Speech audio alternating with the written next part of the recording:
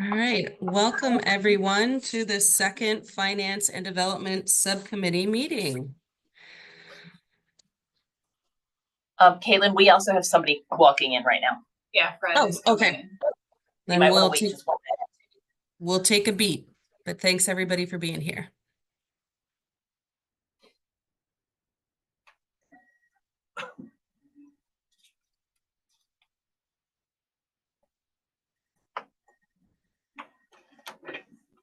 Just in time, Fred.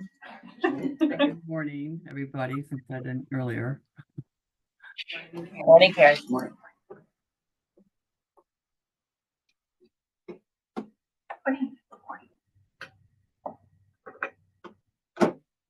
Okay, let's get going. All right, All right, Amy. Caitlin, drop.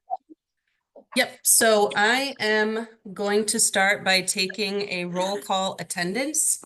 So I'm just going to go down the list that I have. Santi, I need you to be quiet, please. All right, Amy, Here. Fred Banuelos, Here. Kevin Smith, Here. Wes Stefanik,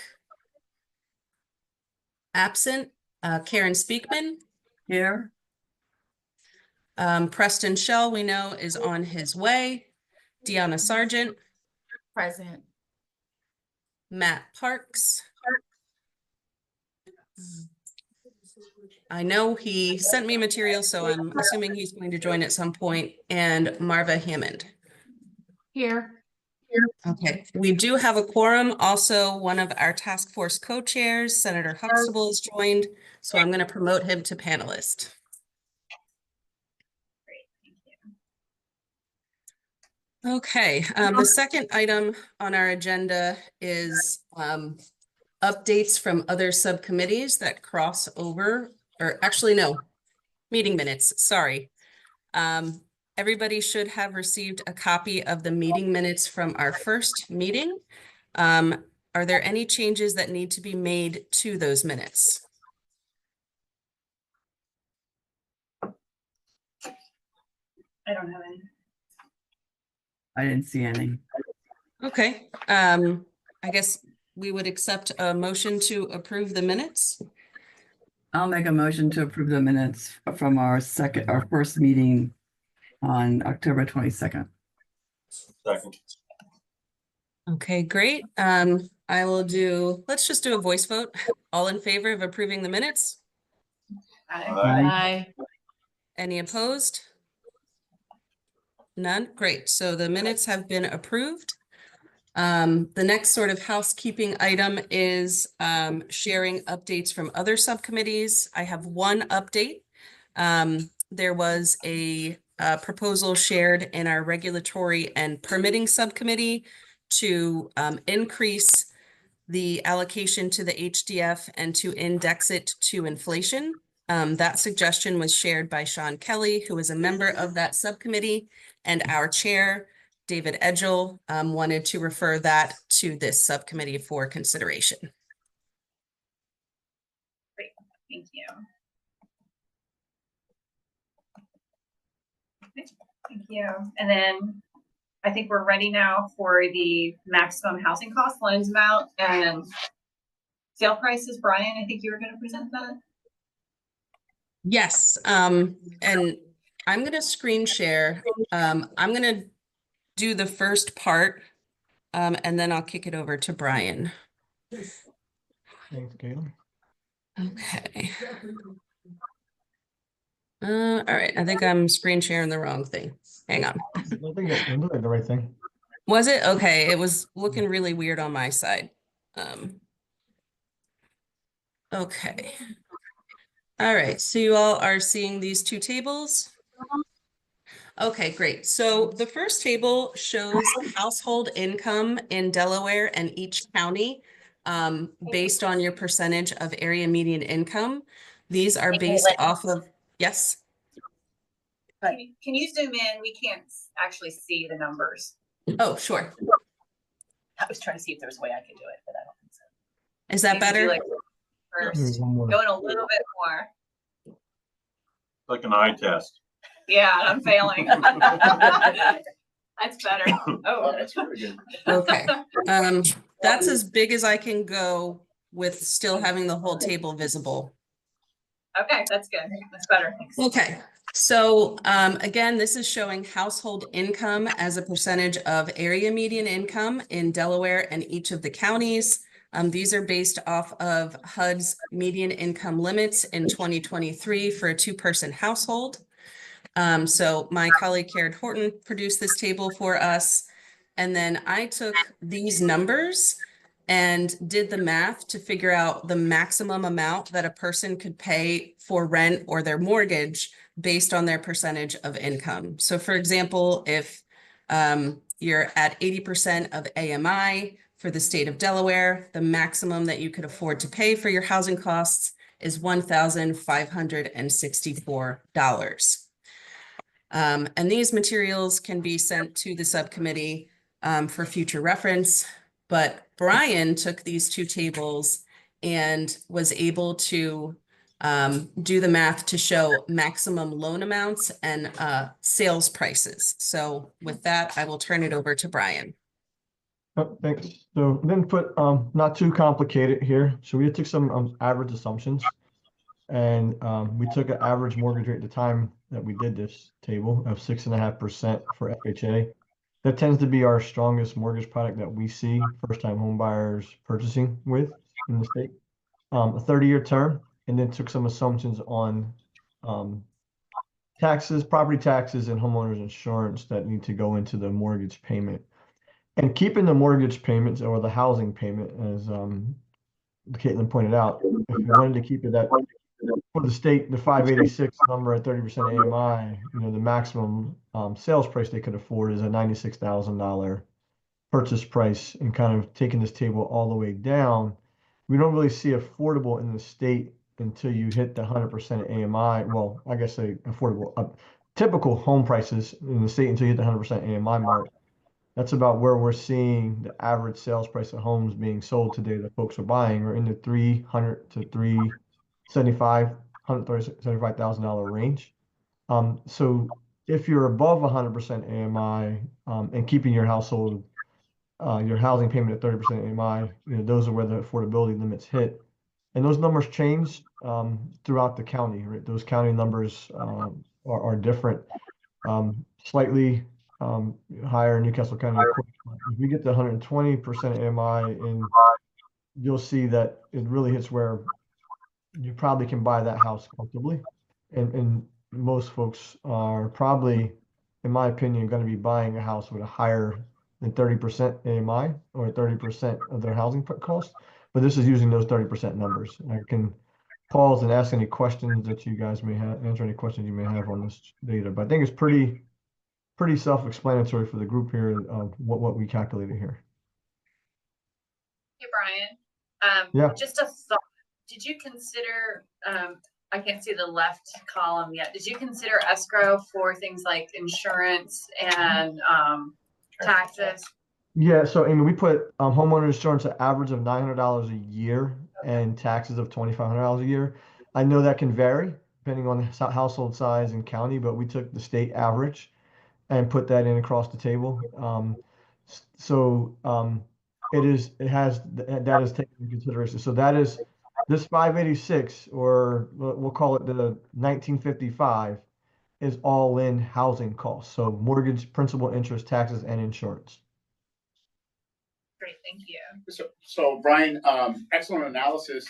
I've seen quite a bit of these in my time, but one of the things that's often left out of these analysis is the cost of maintenance and repairs on the home over that time. And I know that's very difficult to address in there, but I think going forward, as we look at this type of activity, we got to responsibly allow for some kind of variance there, because you're going to need a roof, you're going to need a furnace, you're going to need something at some point during those 30 years. So just to have the principal, interest, taxes, and insurance for 30 years is not the whole picture for a homeowner, and particularly for a homeowner at the lower end, right? Where there's not a lot of extra cash coming into the household. I think No, that's I why. totally agree with that. That's why we're only taking 30% of that household income to allow for their housing expense, right? So the other 70% of their household income is allowable for other debts and costs that may occur. So Yeah, I do agree with that, but it's hard to, that analysis is hard to extrapolate into anyone's calculation, right? We can't figure, new construction versus a home built 20 years ago versus a home that may have had some rehabilitation done to it over time. It's kind of really hard to assess. No, I agree, and it just seems like, that other 70% is starting to get eaten away by the cost of automotive, car payments, childcare. So at some point, I know that those are the industry standards, go by 30%, but I'm, just taking a look at what's happening recently, and it's just. Yeah, I think your point is. I would valid. That's argue why though you- that industry standard is not 30% anymore. 30% is very conservative. The industry standard is all in baked in back end ratio of about 54%, right? So that's assuming everything. And I think that's most mortgage companies do not look at the front end ratio anymore. So this is, I think, the conservative standard going on here, not really a industry standard anymore.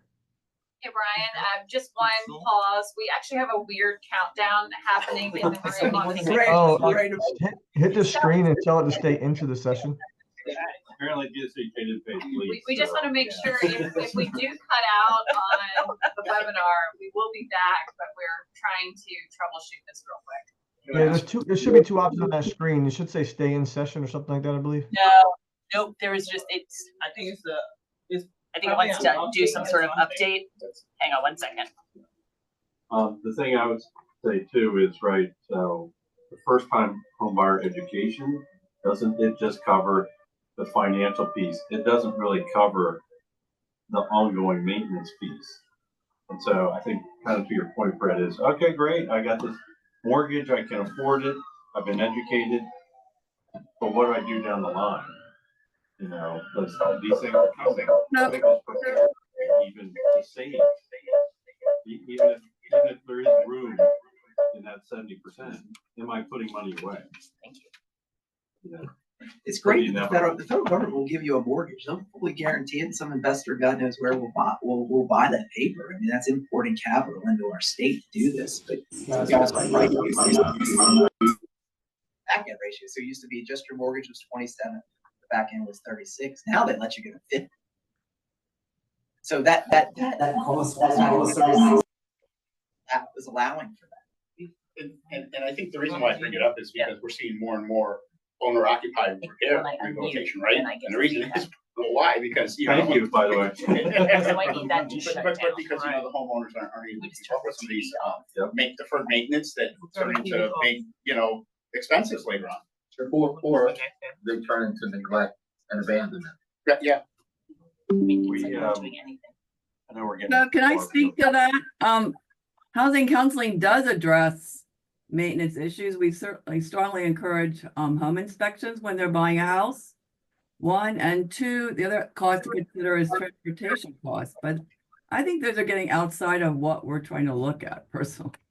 And I was going to add too, I think one of the things that you mentioned is it's, no matter how much we say is affordable, like if we put 20% in there, the human nature is going to be, they're going to start spending their money on those other things you mentioned, right? On their higher cost of cars or buying other things. We have to get to financial literacy and teach them how to be better savers and prepare for the future, right? No matter what we say is affordable, it's going to change over time because once they buy the house, our connection with them is gone unless they come back to us for something else. Yeah. I'll text them tonight.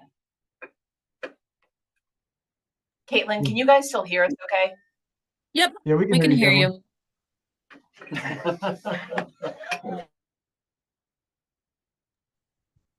Okay, No, thank you so much. All right. How do you want to handle this, Caitlin? I mean, it's odd Here. being on the. Yeah. Caitlin, can you hear us now? That would be another way to. Yes, we can hear you, Emily.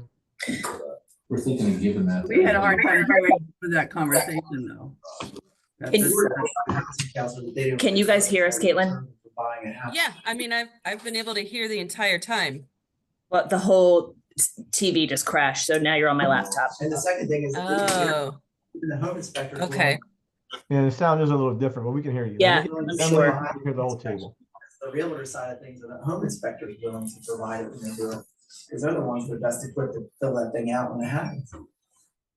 Okay. Caitlin, maybe, or Emily, maybe someone could say their name when they're speaking. Okay. All right, it looks like we're gonna try to get it back up on the TV, but we're just gonna make this work for right now. So there was a conversation about the Nestor app. We've talked to the folks from Nestor a little bit, but haven't. There's always going to be a little bit of a concern about how you track what your needs are. Has everybody seen the Nestor app? Okay.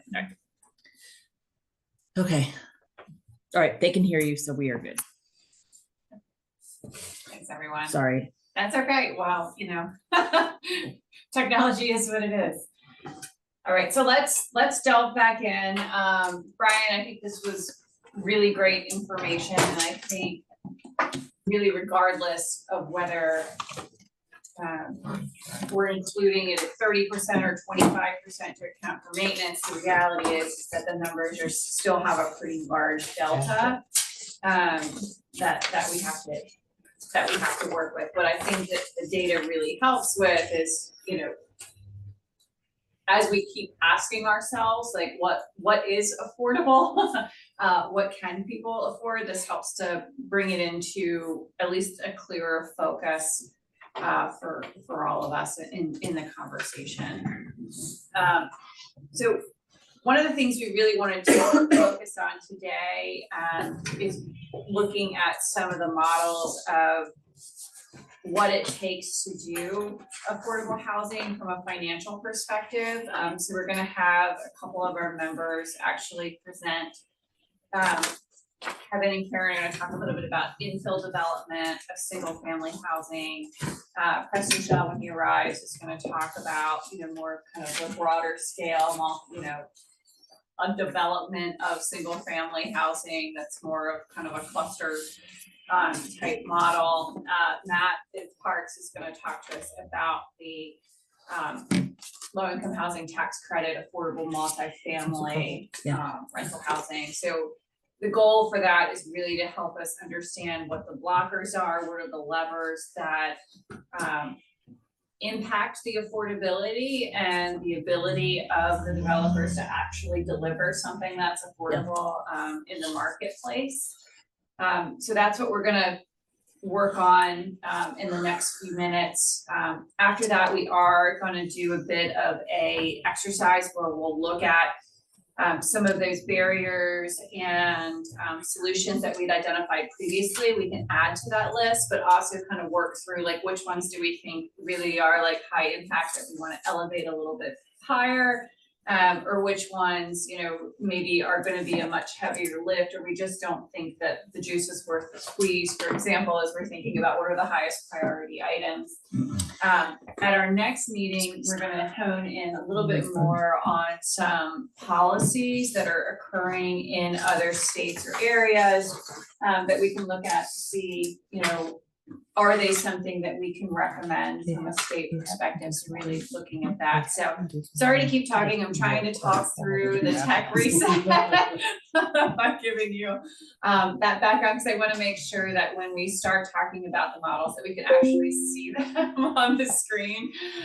Because right now, the laptop is a little small for some of us to cluster around. So we'll be working on that. We're almost there, everyone, sorry. Keep going back. Oh.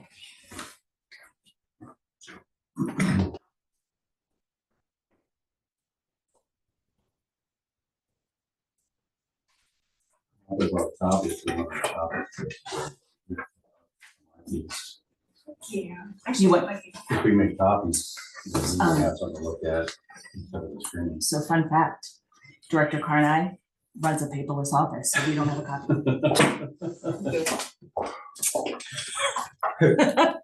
I don't want to throw her under the bus because I love paper, but yeah, we don't have a copy. Let's see if we can get it. There's no congregation offices. There's one in Dover. Literally.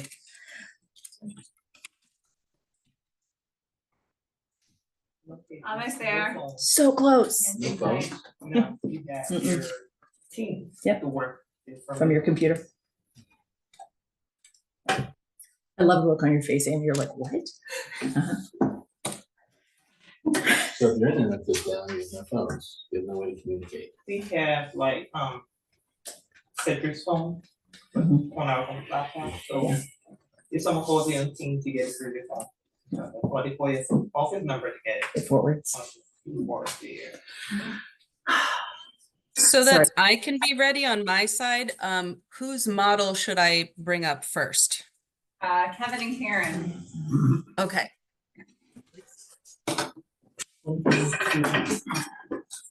Need to.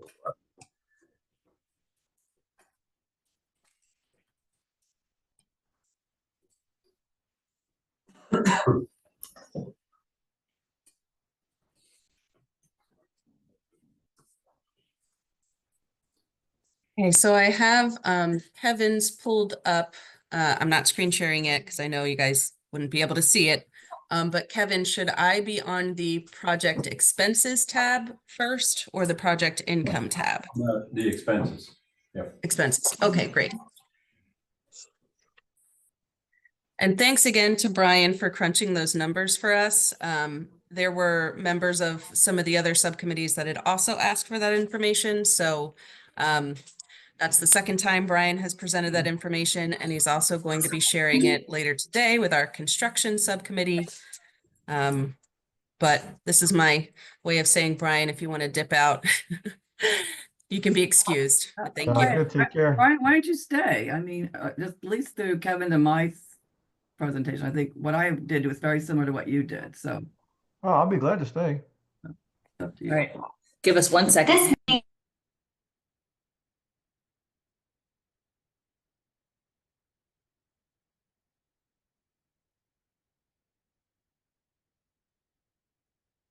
And then Caitlin, are you-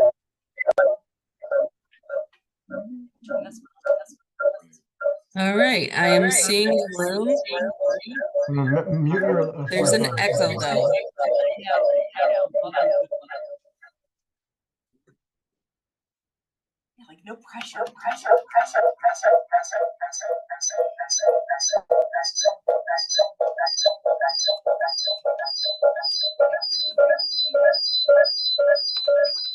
It's still echoing.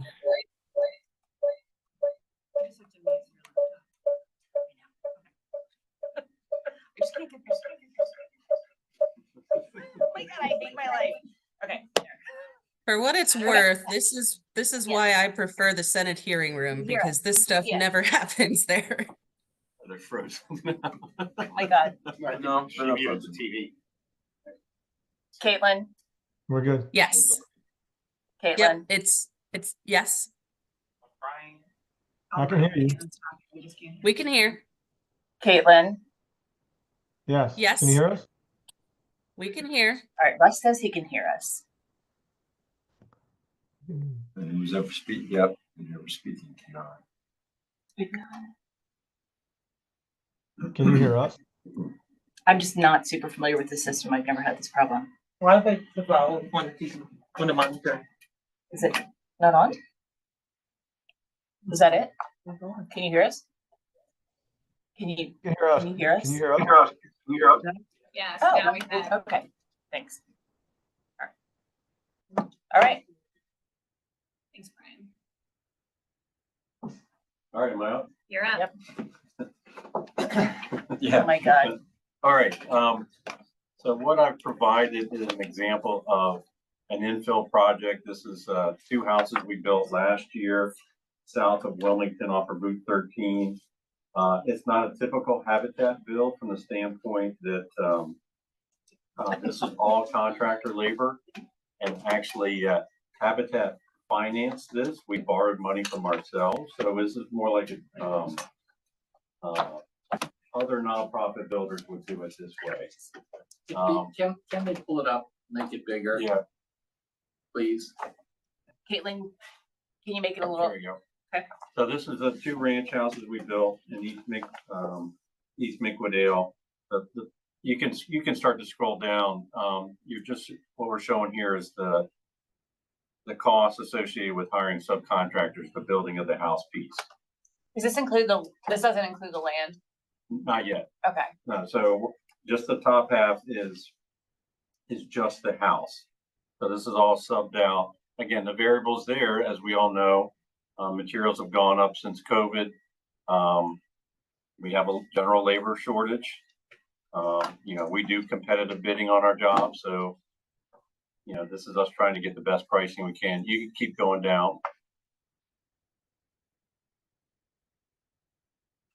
This includes the infrastructure that we had to put in, excavating, putting the foundations in.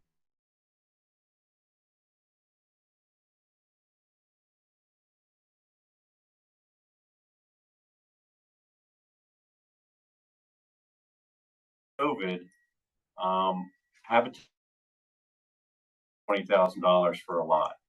We've built 36 houses down here in Middletown, and this would be the highest cost that we would pay for a lot in Newcastle County. For a finished lot?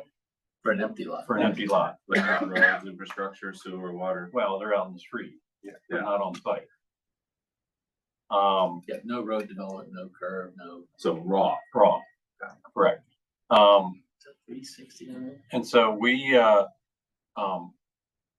actually are this project was part of a project we did with Blenheim Homes, who went through the county's MPDU ordinance. And so they contracted us to do offsite units. So these 2 units were part of getting them credit. I say that because we were under the gun to find infill lots. So I ended up paying $60,000 per lot. And this is in a low to moderate income neighborhood that's seen a lot of increase over the years in terms of some private development infill. And so that's one of the big levers, right? Is what you can find property for. Engineering, I bought 1 lot and had to subdivide it, again, to try to get some density on the property. We still had to tweak the architectural plans, although these were our standard plans, right? That you can't just, you have to get the boilerplate redone, to submit to the county. This has our overhead, our developer fee in it. If you go down a little farther, actually back up at the top, also the permits. No, I'm sorry, go back down. It was in the yellow highlighted area. You see permits. That's the whole permitting process in Newcastle County, $7,500 per lot. So we talked about the impact fees. That's another lever that could affect the cost. Do you get some of those waived because it's no, in the county they don't waive it. That looks low. Does that have your sewer impact fee or all the other stuff you got to do in Newcastle County? It does. Again, this is a pretty small house on a lot. The town of Middletown waives impact fees for us, but that could be a standard thing across the state. What's the impact fee now? 15 grand in Middletown? In Newcastle County, like all in? Because the sewer, impact. Oh, sewer, it kind of depends, but I think it's between 10 and 12. And then, for those who aren't familiar with developing, then these 2 lots appraised for 270, but we were in for more of that. So then we had a loss. It's showing that on the paper here too. So we're trying to raise enough money to cover the whole thing, including the loss. And as my colleagues in the room know who do affordable housing, there's always loss, pretty much. Lately, we built 4 houses down here in Middletown, sold them last month. Probably one of the first times that I've had an appraisal equal the total development cost. Again, then you start moving into the thing that Brian showed.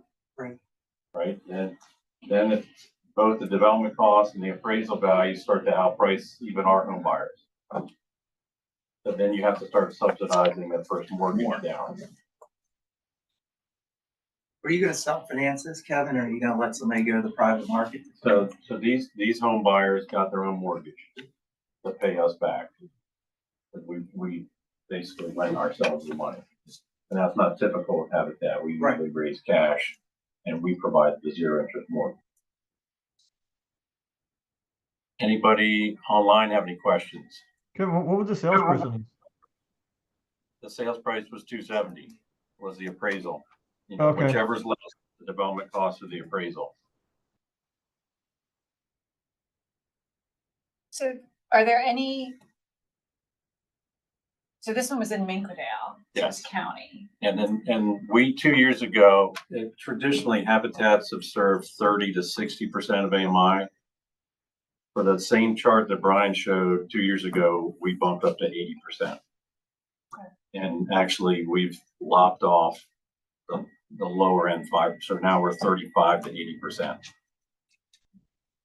Because everything's moving, our costs, the appraisals are all moving up.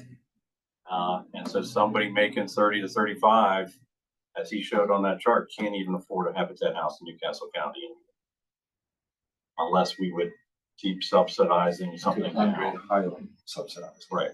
Well, and we look at like for the Habitat model, the zero interest mortgage is a big subsidy, obviously.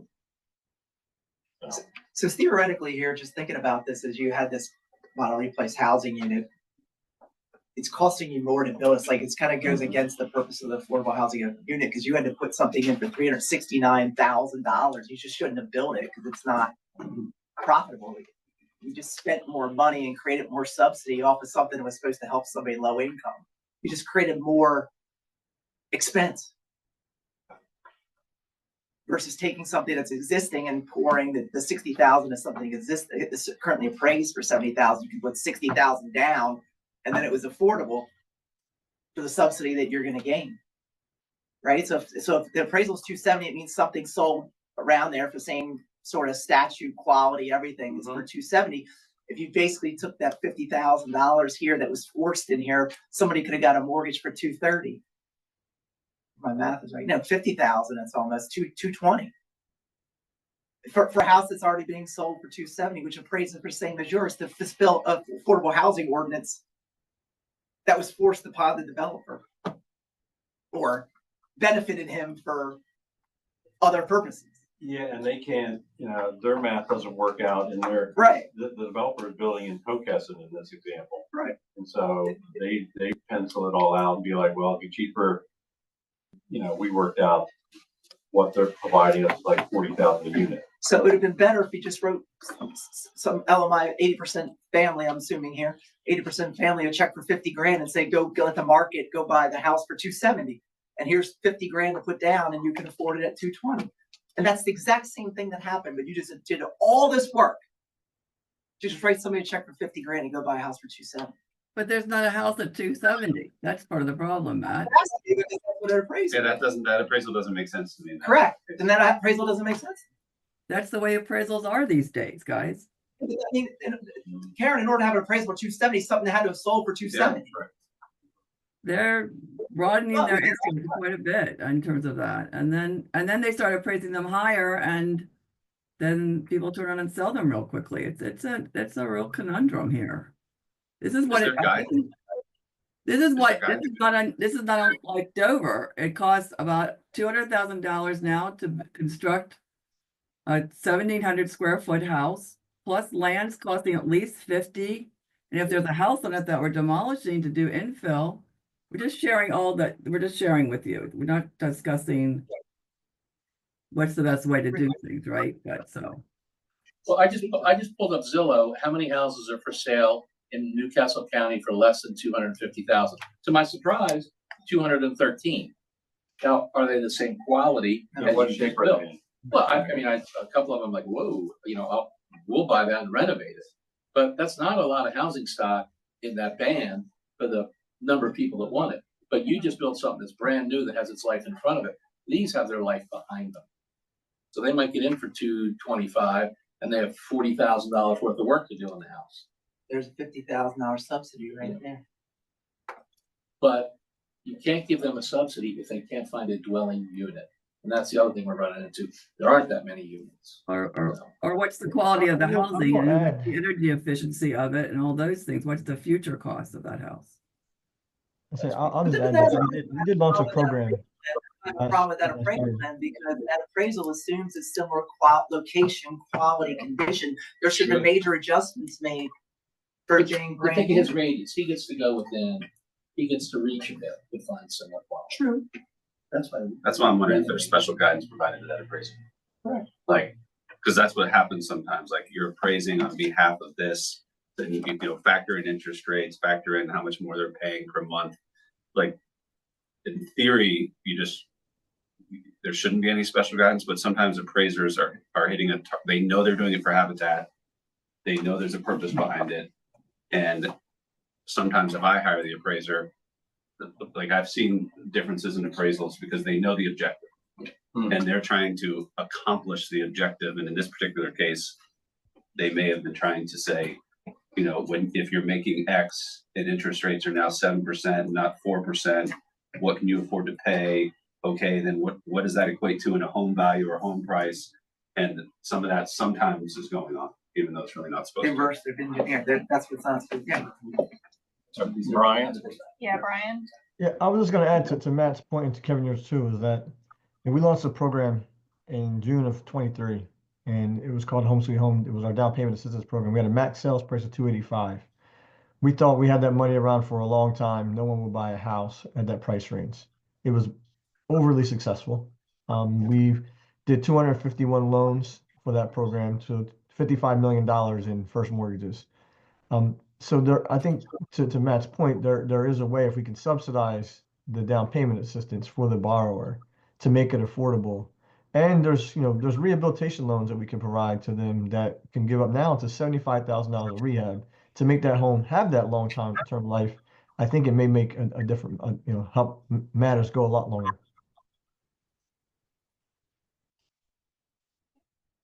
Karen, I know you have your hand up, but I know you're gonna add to this presentation. Did you wanna make a remark first or do both? Because I just question about, I wanna add and bring in Martin too.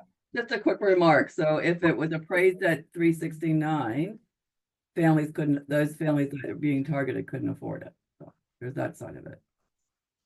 Yeah. Well, it would have been not 369, it would have been 320. 369 includes the subsidy. Say that again, Kevin? She's trying to make the point, if it had appraised closer to the total development cost without the appraisal, it would have still been probably unaffordable for this first time home buyer. Like if you take out the loss, then the total development cost is more like 320. They still couldn't get there. Right. That's where Brian's going back to the point of down payment settlement assistance dollars that gets it to that number, and that's really the gap. With private financing investment, and Brian's helping to increase affordability by issuing tax-exempt bonds these days, which is really driving down mortgage prices. And he's got power, unlike any other mortgage lender in the country, to provide significant down payment assistance that a typical mortgage lender is not allowed to do. Marva? Yeah, I think one of the things that we've heard also is that, be mindful of what those properties are listed at, because realtors are listing low to generate, as many folks coming out to look at the house and getting the highest offer. So a lot of times they're listing probably well below what they know that house is going to sell for. So. Thank you. That's good context. So you're saying that people are bidding low to start bidding wars? Yeah, so I know, for an example, in my neighborhood, there was a house that was listed and they listed it for less than what they wanted to sell it for, because they knew that they would get more folks coming in. And their hope was that people would subsidize the payment, the mortgage, with their own cash. That's right. Interesting. And Karen, incidentally, the person that bought the house had been saving for years and living with her parents. for years. So she was able to put a huge chunk of money down. So, you know, I think that's where we see some of these things going. Thank you. I think the other thing, just to keep in mind, is there should be an analysis of who ends up buying some of these homes. Because a lot of investors sometimes come in and, you know, they make cash deals, and, you know, with all the down payment assistance and all the mortgage relief that you could get, you just can't compete with cash. Like, you know, cash you could close in 30 days. For the mortgage, you just can't. So the deals are going to, you know, investors or whoever can come in with that money, whoever's flush with cash. So at some point, you know, we should be able to take a look at, you know, what this looks like, you know, who's buying the homes, or where are these properties going to, or who are they going to? Because we're looking at it and presuming that it would be going to someone, you know, with more moderate means, if we price them lower. Are we ready to move on to the next model? I think Karen was gonna add some context to this one, or Karen, did you have a Okay. different spreadsheet? I have a different spreadsheet. Okay, I will bring that one up now.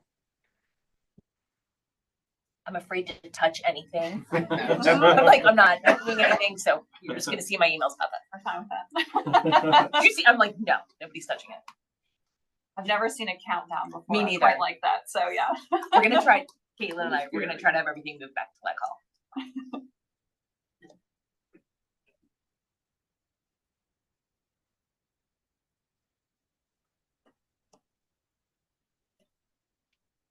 Yeah, we should play that Share it, song from Caitlin, All or- right. Final I'm Countdown. bringing it up. Panic. I'm gonna make it as big as I can. But real quick, Karen, am I on the correct Yes, tab? you are. Yes, you are. Okay, all right, I'm gonna make it And you could go more to big. the right. The to the left is less important. Over here? Yeah. Yeah. Okay, So I just wanted to, it's sort of like what Brian did in a way. So I wish I'd known you were going to do that, Brian. But I just wanted to show like what we go through in terms of, I used our calculating systems when we work with a family to see what they can afford. But I just wanted to show you what a family of, so sort of talk about what the financing implications are and what causes our affordability issues. Basically, it's obviously income. And so with a family of four with $800 monthly debt, which I think is pretty typical these days with a car payment and some credit cards, it could be a little bit less, could be a little bit more, right? So area median, it's like 80% of area median income, as you can see, is like 91,000 in Newcastle County, 71 in Kent, Sussex County, it's 78. And then further over to the right, you can just see, you don't have to move it, but a little bit, that 120% of area median income is much more in terms of a family of four. It's 137 for Newcastle County, 107,000 for Kent, 117,000 for Sussex. So you stop there. So if you go back over to the left, what is, a house price, what can they afford if the interest rate is 7%, which is what it is right now? So they can afford, according to the ratios, right? So the ratios for conventional are 29 and 33 and 34. And then FHA, which is a little further over to the left, at a lower interest rate. That's what I understood them to be. But irregardless, it just showed you obviously what one interest rate impact makes, from a house price of 272 to the lower interest rate, someone in Newcastle County making 80 could afford 299. Now, remember, these are at the top of the range. These are at top of the 80% and top of what the housing costs are. They may not still like that. I feel like they can afford the principal insurance taxes and the PITI. So, just again, that's part of the discussion we always have with people. So, and then you can see with FHA, which has much higher ratios, they can afford more of a house in terms of at a lower interest rate.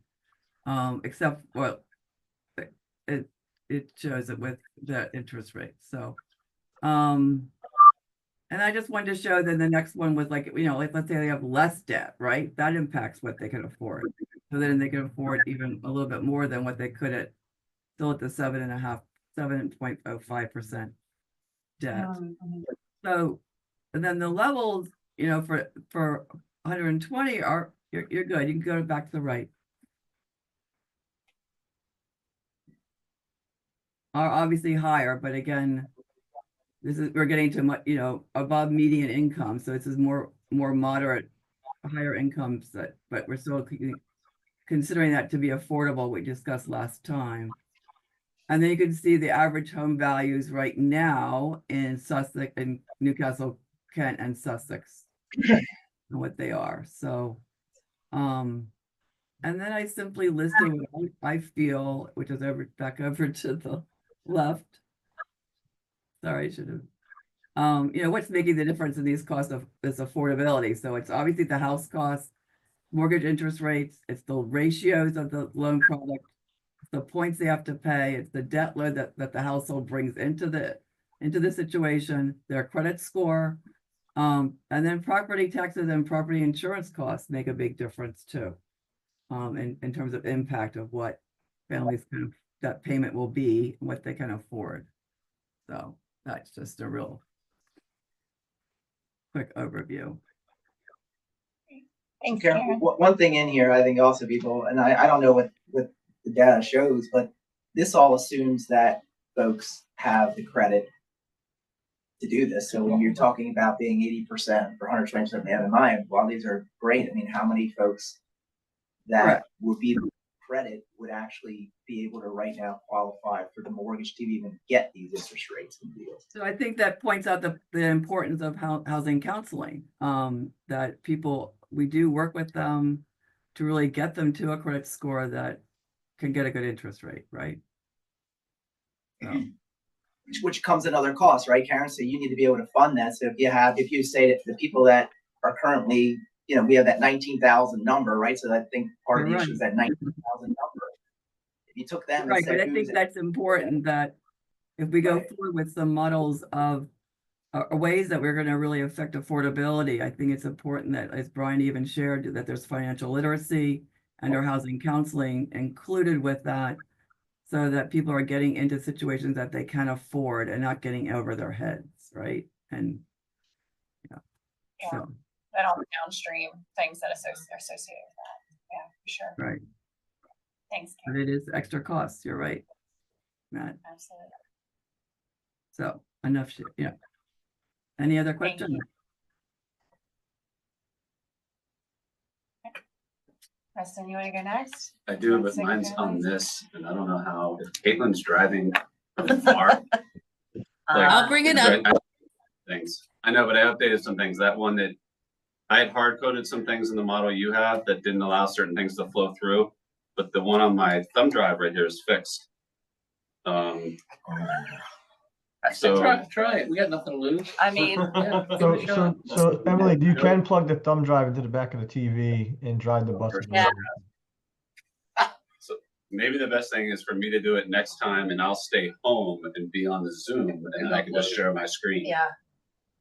Rather than do it this time, so it'll be Dangerous. unless I can jump. Is anybody actually connected to the Zoom right now? No. Oh, no. I have, actually, I think I have it up on my computer, but if I do that. I mean, I have my computer. I can turn it on and then log into the Zoom. Zoom in. Yeah. See if you can do But that. I can, I need to remember the Wi-Fi code. Sure. It's right. It's right. And Marva go while you're doing that? Yeah, I could go. Or Matt can go? Yeah. Yeah. Yeah. Okay, so let's Then, let's move to Matt's while we're waiting on Preston. Zero. Is it 0? It's 0. It's a 0. I just connected. okay, I'm working to pull that up. It's not my date. Can I add to the last piece that this is Kevin. How might the reassessment affect all this as well? Is that's gonna drive up people's taxes, right? Yep. Theoretically. Not necessarily. Redistributed. It's relatively neutral. If you have a project in the western part of the county, it'll help you probably, at least in Sussex. It's supposed to be 1/3 go down, 1/3 are neutral, and 1/3 go up. But what's the variable of that location?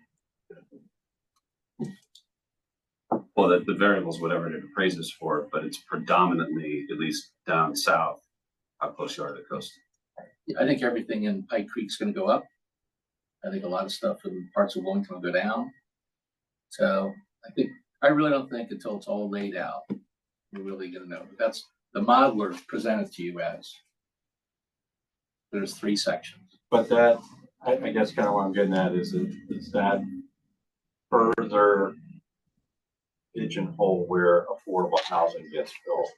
Because in my opinion, we need affordable housing everywhere, but like some areas become tax. They'll be immune to affordable housing, but we won't be able to afford the real estate. I think that's really our problem. Right. You know, at $275,000 an acre, you're not building affordable housing there. So. All right. Not to cut this off, but let's dive to the next one. Yeah, so I looked at some data and I rounded things together to try to protect some of these numbers a little bit, but basically looked at the 9% deals and 4% deals. We at Discover, fortunately, have invested in pretty much every project there's been in Delaware for many, many years. But anyway, here's a couple 9% deals, because the reality of it is, unless somebody corrects me if I'm wrong, but we usually only get 3 9% deals per year in Delaware. But the good news with those 3 deals, 60% of it's covered through federal subsidy in terms of the tax credit program. So to kind of make a long story short, based upon the cost, 364 was an average of these 2 deals.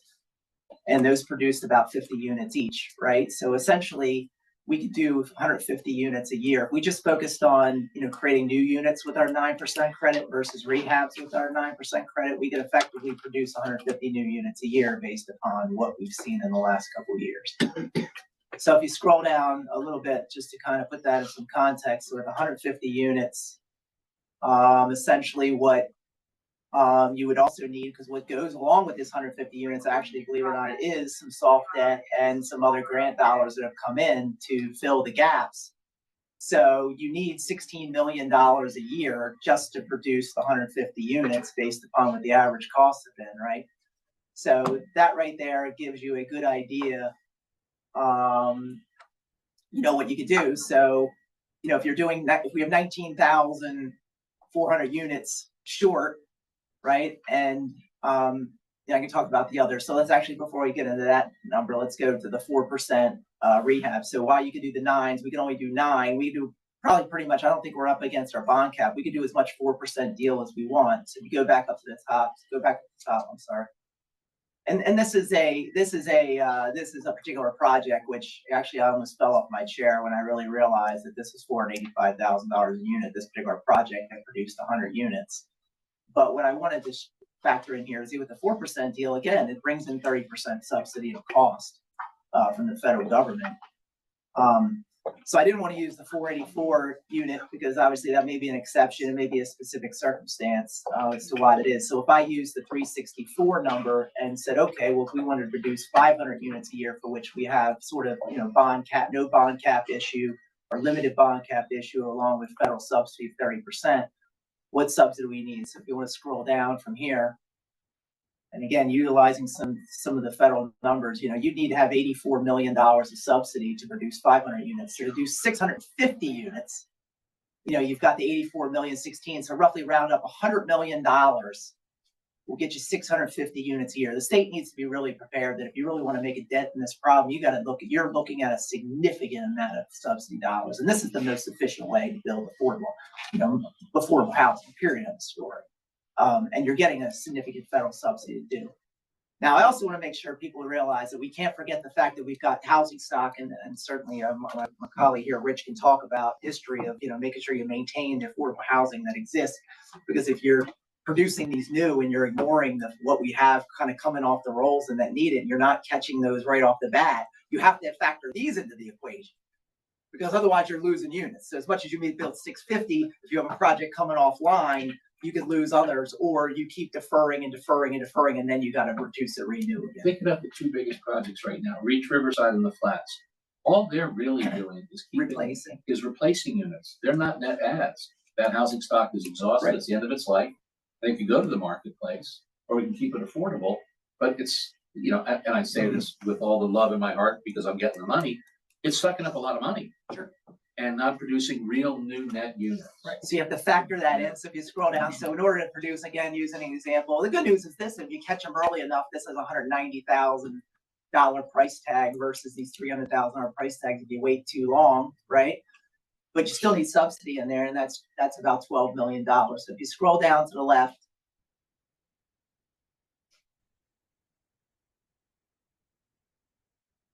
where we said here, okay, you know, you want to produce 650 new, and you got to retain 160, right? It's going to take you 30 years to finish, and it's going to cost you $100 million a year just to basically produce the 650 plus retain 160 a year.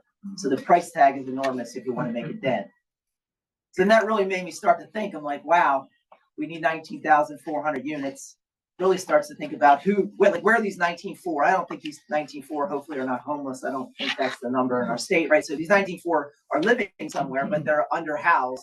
So how much money could that $100 million deliver to them just to basically maintain the housing? And that basically providing somebody with that would essentially equate to giving 19,400 people $5,000 a year, which is roughly a $500 a month rental subsidy to afford what they can have. So what do you want to do? You want to build new? Or do you want to basically, unfortunately, in some cases, put $500 into a bunch of landlords, not our affordable housing landlords, but $500 into our landlords' pockets who probably aren't even providing the standard of housing that would warrant the $500 that you give them. So hence, here's our problem and here's our price tag. And we could debate some of these numbers, and we could probably get skinny. We could get real skinny. You know, we probably could do some numbers to really hopefully get these down, but you're still not changing. It's still a $7,500 million. How many projects don't get funded a year? Is it like a dozen? I don't think there's a cost to put one of these applications together, and you better be well assured that you're going to compete because you're not going to spend. How much does it cost you, Rich? Oh, 100,000. You're not going to risk 100,000. But not everybody's getting funded, or they're waiting to the next. They're just going to wait until they feel they fit, so they can expend that cost. Is there the capacity to build 650 in the developer's market? It's up to Mr. Shell over there. To build 650. But you're talking about LIHTC. Yes, there's apartment. Whether you build just a general apartment, there's really no difference in cost. You can put different amenities in there. You might put, I'll let the expert here speak, but the cost to build this core and shell of this, I don't think we're going any less quality than what you may be building in a more expensive apartment building, where it may get more expensive or less, right? Is the amenities and things that you may provide to the community and finishes in. Our base package for our apartment buildings is probably very similar to what a low income LIHTC developer does. Like, it's all, for lack of a better term, builder's grade. If we're near the beach, like we have a project in Rehoboth where we upgrade cabinets and we upgrade, kitchen counters and all that kind of stuff. But generally, it's the same stuff. There you go. No. No. Sorry, Marva. Hold on. We'll have to. Marva. I think. Wait, I gotta go. Marva, you're not muted. I thought she was talking. She's like, Yeah, I thought she was talking about us, yeah. what you're saying is not. She's really punchy. That's all right. Okay, she's like, good. One of my concerns with that much volume in LIHTC is there's very, very few LIHTC authorized providers. I mean, you've got 3 people, and they're struggling with management, with folks that are qualified to do this. So if you said let's do 7 4% deals, I don't think the providers who can do LIHTC could manage 7 more separate LIHTC deals and meet the qualifications and find the people to do that. But you have national guys that if you had the money available, you have national guys with national scale and national depth come in and do it. You'd have them come in and do it, and they would produce it. Now, it would be better if we could create our own industry and get that industry to go and to be able to handle it ourselves. Because one thing that's also not in there is the fact that, and nothing against the for-profit guys, but for the nonprofit guys, is this produces significant developer fee. And if the developers fee stayed with the developers there, then that money could be recycled over and over because they're essentially there for nonprofit. That profit's not going to someone else's pocket or some ability. That money is intensive purpose goes back into recycled project. So, just a quick question. Are your costs per unit coming out comparable to those? So you're about to see them as soon as I can Okay. display. Because one of the things, although, you know, for affordable housing tax credit. This is actual data, by the way. Right, tax This is credit. live data. Yeah, no, I get it, but some of the costs are driven up a little bit higher because of the additional legal fees that you have to pay. I mean, True. so that's True. that's kind of where I'm going with it. He might be able to build at a lower cost True. than, you know, what a tax credit unit might be. True, able to but I build think at. he goes through the same legal and everything, Oh, because well- the bank doesn't discriminate whether it's an affordable project or nonprofit in terms of But the there is legal no work. tax credit attorney in his I nonprofit, get and those it. guys are making I a huge get it. amount of money. I get it, So- but that's not dipping into $100 million problem. But, and then the other question that I have for you, Matt, though, is this is all premised on the assumption of the folks that are in Delaware now. If you become successful, you build all those, how many people from Philadelphia and other areas are gonna be attracting? That's why we need to understand who the 19.4 is, because again, some of those numbers that I saw in statistics, we do not want to put our subsidy in to basically create immigration of lower income people to come live here. We need to make sure that we understand is 19. I question the 19.4 a little bit, right? I question a little bit, who are these 19.4 And where are they living? Because if we again, theoretically, we had a money tree, you're now gonna have 19.4 vacant units. Caitlin, can you answer the 19.4 question from the HNA? Yeah, so that number, what that number is telling us is that there are 19,400 rental units that are not priced to be affordable to the people who need them, that are between 0 and 50% of area median income. Okay, Bubba, I need you to go sit down. Sorry.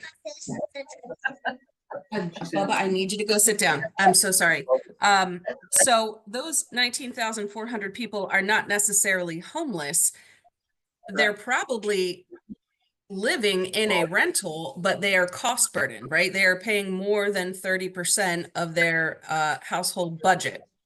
And so that's why we say there's a shortage, right? We want those people to be paying no more than 30%, but unfortunately, the only rentals that they can find put them over that 30% threshold. Does that help to clarify it all? Got it. Thanks, Caitlin. Thanks, Caitlin. Okay, if everyone's okay, I'd like to go ahead and move to Preston. I just want to note the time. It's 11:33. Oh my!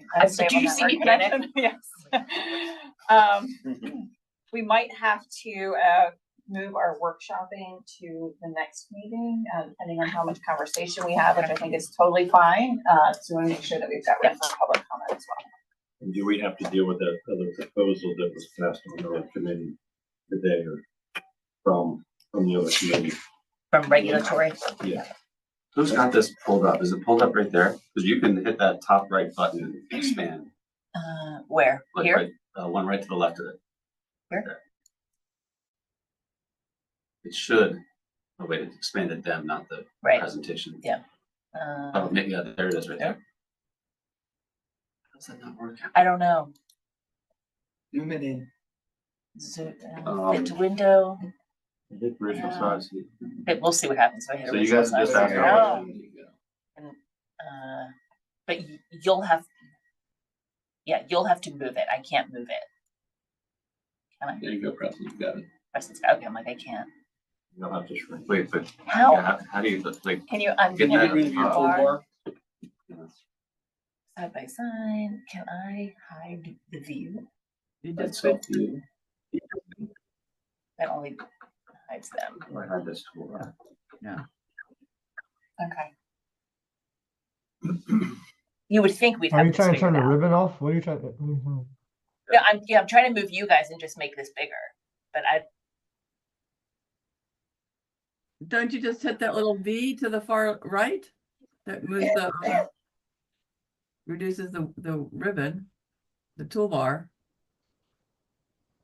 Well, we're also on a How do I do TV. that? yeah, Does it's, anybody know how to get reduce this? does everybody know how to do this? Get rid of that? We need some Nothing. teenagers. Oh my God, I know. Oh, but you just did. I'm gonna get rid of this. Yeah, I know, I'm just trying.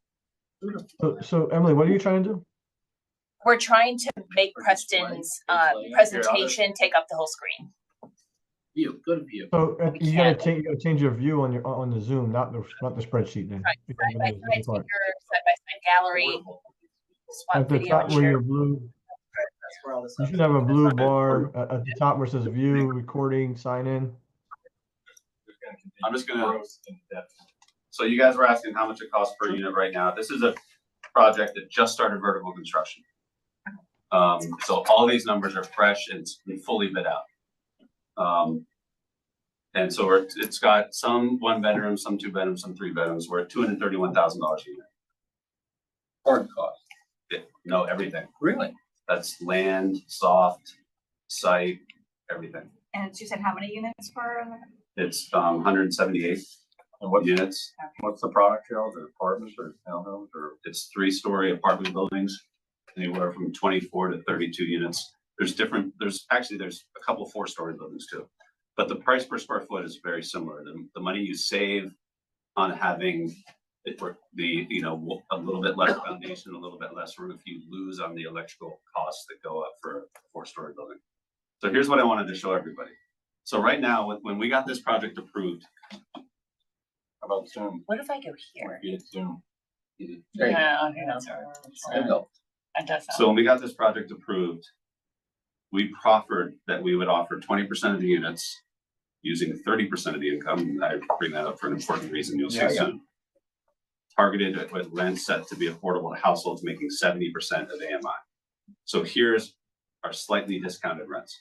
Below you see that the average market rents for a 1 bedroom is $1,488. So the discounted is $1,285. The discounted 2 bedrooms are $1,540. The market's $1,695. And the returns were mediocre. It was kind of, usually we need this number to be above 20%, or we're not going to do the project. We need, the yield on cost is fine. We like that above 7, but we can live with anything above 6.5. The cash on cash after refi is fine. So, and even if we went to our banks and said, hey, we want to start this project, we have a 17% IRR, the banks are a little bit they're on the edge on that one. And so are we. So what was the great news was DSHA came out with their MIMF program. And so I'm going to throw that in here and you'll see what happens.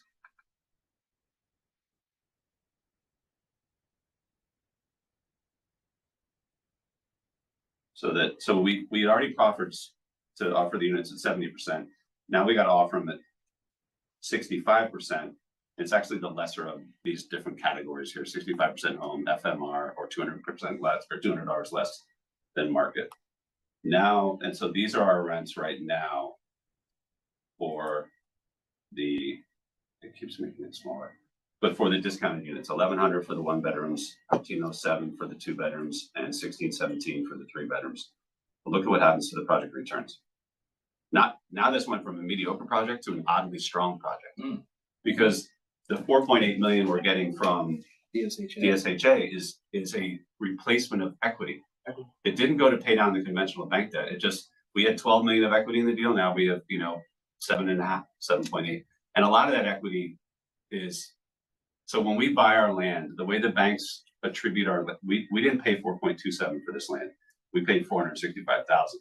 But the bank gets the land appraised post-approval and says your land's worth 4.27 million. So a lot of our equity is implied equity as it is. And now we got this layered on top. So we really only have like $5 million, $6 million of equity in this deal, and it really jacks the IRRs. So this went from a weak project to a super strong project. But now let me show you what happens if we tried to use the county's Sussex County rental program. And that's the main thing I wanted to show everybody. So I'm going to zero out these MIMF units. What's the MIMF? Mixed Income Market Fund. Okay, gotcha. It's like an inclusionary program that DSHA came out with for market rate apartment projects where you mix in discounted units. So the county's program is 25% of the units have to be restricted, using 25% of income, not 30%, to 50% AMI. And they call it a workforce housing project. This is low income housing because you're really at 42%. So here's where your rents end up. Wow. Your rents end up at 765, 920, and 1,000. And here's what happens to your returns. This is below 7. This is well below 20%. This is an unbuildable project. If I went to my banks and said, I just really want to do it, I really want to be a good guy, they're not going to lend me The money. 27 million to be a good guy. They're out. And so if they're out, there's no project. Right. So like the county's sitting there scratching their head. Why isn't anybody? Some people are using the LIHTC people are using the county's program. Because they already have the subsidy. Yeah. And, but the county said this is a workforce housing program. We want guys like you got market rate guys to use it. And it's too aggressive. It's too onerous. And this is like most new deals we run through our models right now do not work for the same reasons everybody else is, like construction costs have gone up, interest rates have gone up. It's just that much harder. This deal was a particularly strong deal because we already own the land at $465,000. We made the guy across the street pay for our adult entrance, like a bunch of stars aligned that made this a possible deal. But they're not gonna align that way tomorrow. No, and they're not aligned. Like people are like, oh, what's your next project? I'm like, I don't have it. When it comes to market rate apartment projects, ask me in 3 years. So Preston, to make this work, what if you had project-based Section 8 vouchers where you could increase your rents and get it back into the It comes closer to working, but the reality is right now with land values in Sussex, no land approved for this. It's a tough permitting environment. Moratorium coming. Yeah, it's like, I just don't see, and the other thing I should have brought, and I can show this next time, but we have all the Sussex County projects in the comps showing where the rents are relative to a percent of area median income, what households can afford. The best workforce housing being built at scale in Sussex County right now are market rate apartment projects. Our market rents are affordable to households making between about 78 and 96 to 97% area median income. So even undiscounted, without incentives, without anything, if you look at our market rents and you back in 30% of income and use that, that's the best workforce housing that's happening out there, but there's no land zone for it. Things are getting more difficult. And the one program the county has, which they want to force developers into using, doesn't work. So There's also not enough of the money. Yeah. Okay, Which can goes you back to cover the Sussex County program again? What did you do, Preston? So the Sussex County program, Is it just a lower rent, or are they giving you? have to be restricted. You calculate those rents using 25% of income, not the more customary 30%. Okay. And you target households making 50% of AMI, but only using 25% of their incomes. When those two things are in play, here's where your rents are for a 1-bedroom, here's where your rents are for a 2-bedroom, and here's where your rents are for a 3-bedroom. And those numbers simply don't work. There's no member using the SCRP, there's no incentives. It's very unlike the DSHA's. Like, I will tell everybody till I'm blue in the face that DSHA's MIMF program is the best program out there for guys like me. You just saw what happened. It took a 17% IRR project to a 28.7% IRR project. But the county's program, where there's no incentives other than, hey, we can fast track a by right rezoning to 12 units per acre for your property, it doesn't really matter because the numbers don't work. And if I can't make the numbers work on land I bought for 465 grand, where someone else is paying $1 million for the double dot entrance, it certainly can't work on your standard project. Your regular cost per that. So that program that you're talking about was funded through, I'm assuming, ARPA? Yeah, ARPA. Yeah, so once ARPA goes away, that program goes off. So Yeah. you're back to the price tag. We used it twice. We're going to use it a 3rd time on Dutchman's Harvest. Those other LIHTC projects, those also had that same thing in there as basically a one So we time used ARPA money. ARPA money for gap on ours. The question is, when does that go away? Now. It's already gone away. Yeah, like if you haven't been recognized as a recipient now, you're not going to be. So we're back again to the price tag as much. And Absolutely.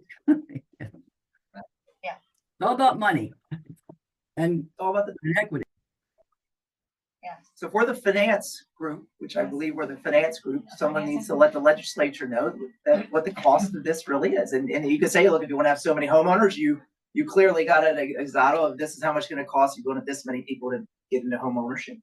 But there, at least you're leveraging a federal source of capital, which is a discounted 30-year mortgage, where you build multifamily and you've got sort of partnerships here. that could work versus how do you bring in the federal subsidy? Because there's no. Well, they could change the SCRP program too, and I should have left it up, but if I change that, using 30% of income, targeting 60 or 70% of AMI, and only doing 20% of the units, all of a sudden numbers work. But you said the stars aligned with your land, your stars aligned with your interests. If you go back to the reality of it is that you're back to that $300,000 unit cost again, that you're going to have build, and then you need that extra even more subsidy that's going to have to come in and make it work. I think one of the things this committee needs to do is actually put forward ideas for new revenue. Some of the other committees are talking about, well, let's get a piece of the real estate transfer tax, or let's get a piece of this. With the expected cuts in the federal budget, I think the state of Delaware starts with a zero-sum budget. And there's no extra money laying around Delaware that, we've got so much in the schools, we can pull. I think if we don't decide to add a new revenue stream, then we will actually not have any impact on this problem. That's where I think we're starting. So, I think that's one thing we should talk about. I agree with you. These numbers aren't costing you the same. It's costing me the same. It's costing you the same. I think we have to look at some really, kind of throat grabbing ideas that new revenue that's not in the budget stream has to appear and be directed towards this problem. And whether we add for LIHTC, whether we give it to the SHA for this, whatever the lowest common denominator it costs, that's where it should go. So, and I do have some ideas on that. I know we're running out of time. So I don't know if we want to throw them out and not talk about them and say we should now think about investigating. But I think there's some things we can propose. They are dramatic. Could we maybe get those in writing and then we can add them to the minutes? Mm-hmm. I'm just curious. Just throw one out real quick. All right. So Or I'll just. public comment. Yeah. Because I'll wait he's not till a public member of the, comment. so Rich, because you're not technically, I know. you're not a member of the committee. Great ideas. I would strongly recommend you put them down as public comment, so they are recognized and they are part of the record. Thank you.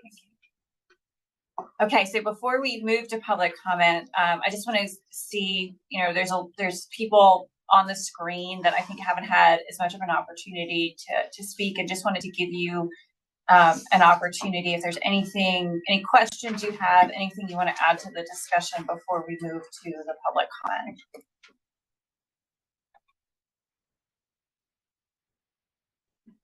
You can either come off mute or put your hand up, whichever you like to do.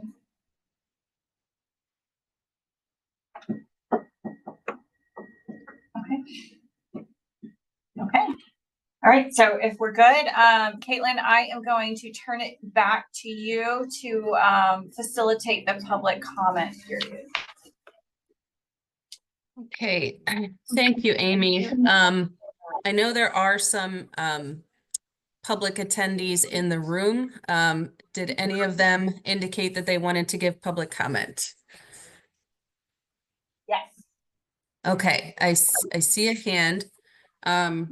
Typically, we give everybody 2 minutes to speak. I can't see who's in the back, but Coming to the table. It's Lisa. okay, it's Lisa. I know, Lisa, you had requested some extra time in our subcommittee meeting yesterday because of your disability. And we accommodated that by giving you an extra minute. So I would like to do the same again today, if that's okay with our chair. Absolutely. Okay, so I'm going to start the clock now. Thank you, Caitlin. I'm Lisa Rice, founder of Foxtrot Woody's Mom. I wanted to share that for like Preston, when you said to be paid to be nice, there's so many avenues to build housing, from investors to older Delawareans that want to gift from the federal government. If we could pay you market rate or even above and give bonuses if you don't have to own the project. I have federal funding to share with Caitlin, and I will do that later. I ask that you please maximize the allocation to HDF this is the time to look at comprehensive plans and think about Route 15 from Middletown to Dover, because it's affordable right now and it's not going to be affordable later. The state can definitely get more money from CDBG if they include disabled and low income. I ask that you form a statewide community action agency, if not a community action agency for each county that is for housing, for creation and for maintenance. This would bring federal dollars to Habitat for Humanity to create this.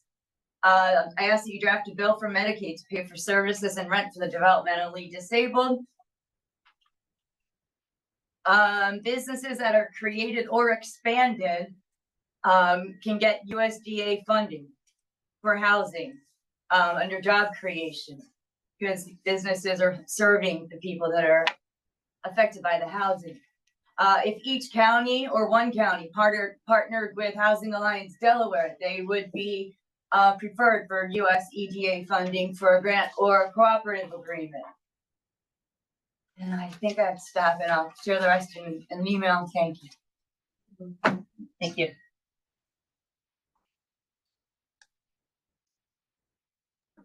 Okay, are there any other people physically in the room who wish to give public comment? Rich, do you want to give public comment and date them, or would you rather? send them in writing? I've got a lot of ideas, but I think I'll go on public comment on one. I think we need to model an affordable housing funding by taking the same approach that you do with a stormwater utility and create an affordable housing utility where we assess a dollar value. The beauty about reassessment is every home in Delaware is about to be reassessed at its real cost. And so it's a great time for a baseline. So you look at $250,000 and below, don't pay into the housing utility. $250,000 to $500,000, they're doing $50 a year. $500,000 to $750,000 is $100 a year. $750,000 to $1 million is $250,000, and $1 million houses and more is $500,000. And we create a pool of money that's dedicated to affordable and workforce housing coming from the housing stock that we have. If we don't have a new revenue source, then we just can't do anything. And I also think that we should look at DelDOT and a toll increase. DelDOT money has to be used for DelDOT activities, but DelDOT toll money doesn't hit Delawareans. And if we take money from the toll and give it to DelDOT to do entranceways and street improvements for affordable housing developments, it can be applied 100%. I think I'm gonna keep you here, Bubba, okay? For a development like we would Because do, there's not a lot of time in between my meetings. 30% But we can do show and tell when this meeting is done. by Yeah. that fund, but that money at the toll booth is not paid by Delaware. It is a no impact to us. So, and those are just two of the ideas, but I think we need to find $50 million a year if we're really going to have a shot at impacting this. And I've got a couple other things too, but Like 6 million? 6 million. How many do you? I think we could look at a number to shoot for is 50 or 60. Okay. Some of the other task force are trying to say, let's get 1% of the state's budget or 0.5% of the state's budget, or make the realty transfer tax. All that money's allocated. We have to take a deep breath and say, we are going to add a new revenue stream. I think we should grab the marijuana revenue. Yeah. Just like the lottery money goes to schools, marijuana money goes immediately to housing and stays there forever. And gaming funds, you know, I think every possible revenue source we could look at. I mean, I'm even thinking of a drink tax. Do you have a pour tax? Think about the number of people and tourists that we get into the community. It's not all of us that are drinking. It's a lot of outside people that are coming in. And you have something modest, but it's countable. It's there every year. And then you can use that to fund a bond issuance so that you can get the money going now, knowing that you have this revenue stream. Yeah. So, I mean, not all these ideas will pass the legislature, but some will. Emily, why don't we move back to your laptop? Because I think we can do the public comment on that, because we'll still be able to hear it fine. I don't know that we're And then gonna, we just scrap this. yeah, I don't know that we're gonna have anybody else. Do we know how the new administration? Here like is- Myers thinks about this? Anybody else Matt, Anybody? gonna- We do think have a Matt is hand up. very concerned in We do have a positive way virtual attendee who wants to give public comment. Okay, County has done from a zoning perspective. We have really, I think, tried to create some new initiatives to, bolster. Did I have 53 seconds left? Because I could share one more. But to Rich's point, Yeah. you need the funding stream to hit it then. I mean, you can do, those things are help facilitate, make things happen. You have to kind of combine it, but at the end of the day, you have to get the price tag under control. Right, the county, Newcastle County's been looking at Montgomery County, Maryland's zoning and other kinds of things. But that's not the money's out. Okay. I think the other thing to look at is. All right, hold on one second. Are we on? Not yet. Not yet, okay. Yeah, uh-huh. Caitlin, can you hear us? Yes, and we have a member of the public online who has been very patiently waiting for like half the meeting.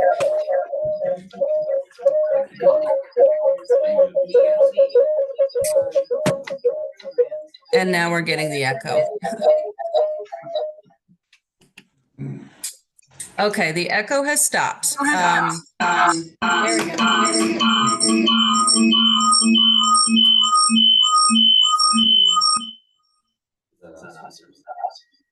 Try it Try now. it now. All right. Amy, if it's okay with you, I'm going to give Caitlin, can you hear Anson us? Scott. Yes, I can hear you. Can you hear me? I know. What is happening? But when I try to,